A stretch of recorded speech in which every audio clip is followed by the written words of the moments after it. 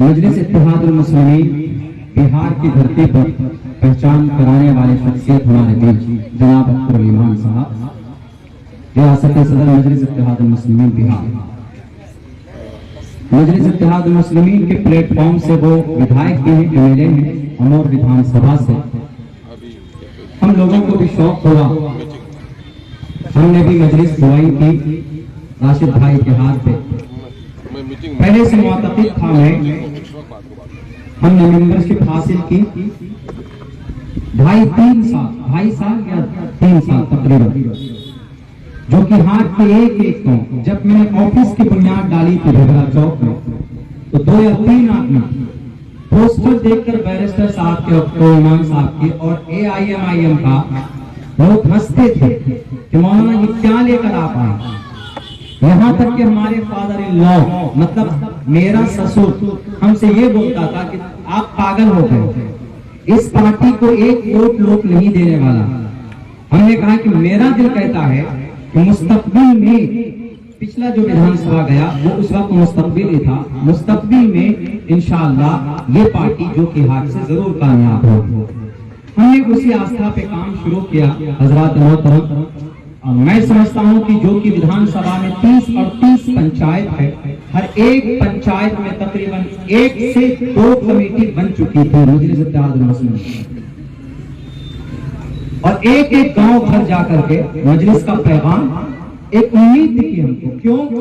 क्योंकि जिनकी गुलामी हम पिछले 70 साल से, आजादी के बाद से लेकर बहुत सारी पार्टियां आई, अभी बढ़ चढ़ कर जिन्हें हम सेक्युलर, जबरदस्ती सेक्युलर का लेवल थोपने चले हैं नहीं, थोप रहे हैं, वो उनकी भी दामन थामे हमने कुछ दिनों तक, कई साल, कई मरतबा उनकी सरकार रही बिहार में। लेकिन जब हमने देखा कि हमारे हक की जब बात आती है तो सब बिल में छुप जाते हैं, कोई हमारे लिए आवाज बुलंद नहीं करते।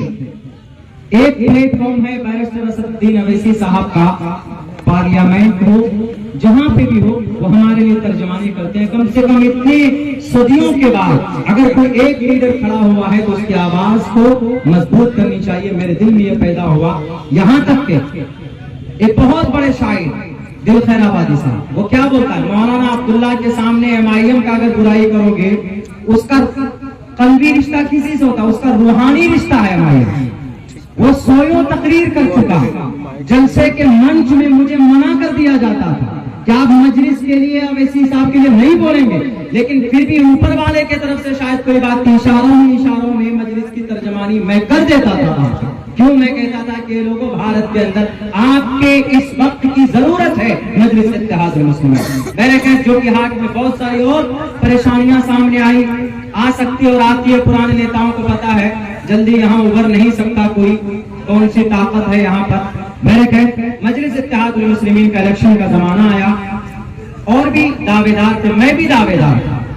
हमने कहा कि चलो भाई मौका अच्छा मिला है। यहाँ तक के सदर साहब को भी हमने लेटर भी लिखा, हमने कहा कि सर क़यादत मैं चाहता हूँ मेरे हाथ में आए, और जो कि हाथ में लोगों का मिजाज बन चुका है, मैं इंशाअल्लाह जीत की कामयाबी, आपके जीत इंशाअल्लाह यहाँ से हासिल करूंगा। आप टिकट हमको दीजिए, कामयाबी मैं आपको दिलाऊंगा, ये मैं कसम खाकर कहता हूँ, मुझे अल्लाह की जात पर भरोसा। मेरे कह बातें हुई, सब कुछ हुए, बहुत उतल पुतल हुआ, और यहाँ से हमारे जो अभी मौजूदा, अभी साबिक जो विधायक हैं मजलिस के थे, मजलिस के प्लेटफॉर्म से जीते, वो अभी वो चले गए हैं किसी और पार्टी में, तो उनका टिकट नहीं कटा था। लोगों के दिमाग में कॉन्सेप्ट था बैठा हुआ कि RJD से टिकट जनाब शाहनवाज साहब को दिया जाएगा, और MIM का मौलाना अब्दुल्ला को, और जदयू से मुर्शिद साहब, ये बिल्कुल बना हुआ था। लेकिन राजनीति उसी को बोलते हैं जो 1 घंटे के अंदर में समीकरण चेंज हो जाता, वही यहाँ पे हुआ।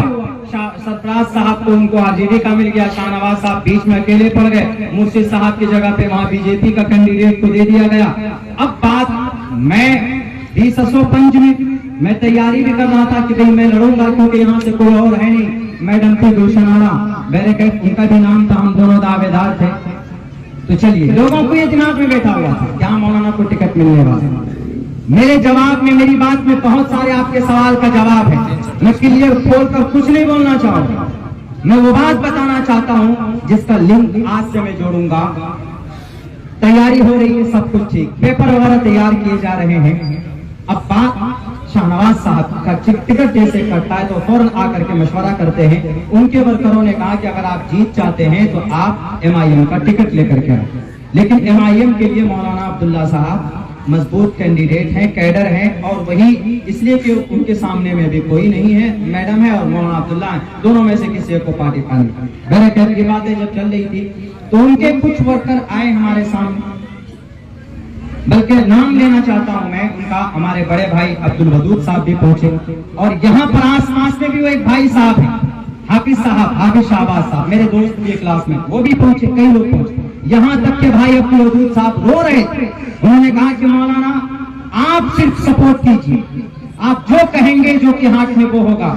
जो भी उनकी भावना जुड़ा था उन्होंने कहा। हमने कहा कि देखिए भाई साहब ऐसा है, दर्द हमको भी आपका टिकट कटा, लेकिन एक बात मैं कहता हूं कि मैं MIM का दावेदार था, मैं रहूंगा, मैं अपना टिकट आपको नहीं दे सकता। अगर आपको राब्ता करना है, कुछ कहना है, आप जाइए, अब्दुल इमाम साहब हैं या असदुद्दीन ओवैसी साहब हैं, उन सबसे आप जाके राब्ता कीजिए। मैं एक वर्कर हूँ, पार्टी का जो फैसला होगा सर आंखों पर होगा, मैं इलेक्शन जो कि हाथ से लड़ूंगा। बहुत कोशिशें की, मरहूम हाजी साहब, मरहूम मुखिया कौसर साहब, वो भी आए, मेहनतें की, कोशिश की, MIM के प्लेटफॉर्म से बहुत सारी कोशिशें आई। देखा कि भाई चूंकि तस्लीम साहब हमारे सीमांचल के लिए उन्होंने बहुत विषय की, उन्होंने सीमांचल बल्कि ये सीमांचल एक्सप्रेस ट्रेन जिसमें बैठ के जाते हैं उन्हीं की मशक्कत है, और भी बहुत सारी चीजें। आंखों में आंखें डालकर बात करने वाला शख्स मरहूम तस्लीम साहब थे, अल्लाह उनकी मग़फ़िरत फरमाए। सीमांचल गांधी का लक़ब मिला, लेकिन हम आज उनकी कुर्बानी को या उनकी क़यादत को या उनकी सियासत की कायदाना सियासत को हम भुला चुके हैं। हम कदमों में पड़ जाते हैं जाके लोग, इस हैसियत की हमारी सियासत हो गई। इसलिए तस्लीम साहब से सबक लेने की जरूरत है उनकी जिंदगी से।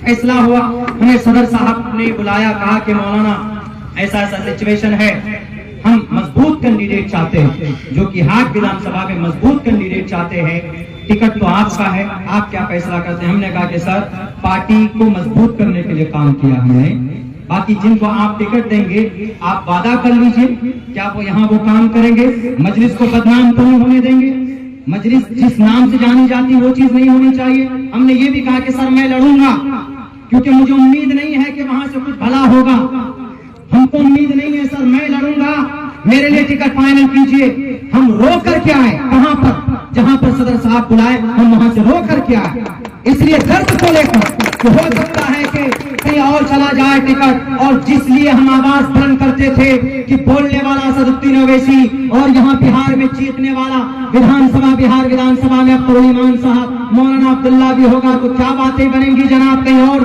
गलत हाथ में इख्तियार न चला जाए। सर जब टिकट दे दिया गया हमारे बड़े भाई शाहनवाज साहब को, जब मैं प्रचार करने के लिए पहुंचा, लोग गालियां देते थे मुझे, अब्दुल्ला, मौलाना अब्दुल्ला आपने क्यों टिकट बेचा, आपने क्यों उनके आज कल तक आपके विरोध में थे, यहाँ तक कि जो कि हाट में परमिशन नहीं मिलता था प्रोग्राम का, ढेले के खेत में आप प्रोग्राम करते थे, भूल गए। आज आपको टिकट लेकर आपको अपने पीछे लगाते। हमने कहा कि सर हम किसी नेता को नहीं देख रहे हैं, हम मजलिस को देखते हैं, और मजलिस से कल भी लगा हम मजलिस के मजबूत कामयाब करेंगे। हमारी ये मिशन और हमारा ये नारा, लोगों ने गालियां सामने दी है जनाब, गालियों को बर्दाश्त करके सर को झुकाकर, यही डुमरिया बस्ती है, पूरी टीम पूरी बस्ती एक तरफ थी, लेकिन जब टिकट किसी और को मिला तो अब्दुल्ला सालिम को सबसे ज्यादा गालियां दिया जाती। मैंने ये गाली बर्दाश्त की सिर्फ इसलिए कि पार्टी का फैसला हुआ। जब मैं भी जिद में अड़ गया, मैंने सोचा कि अगर टिकट नहीं मिलेगा मैं विधानसभा लड़ूंगा,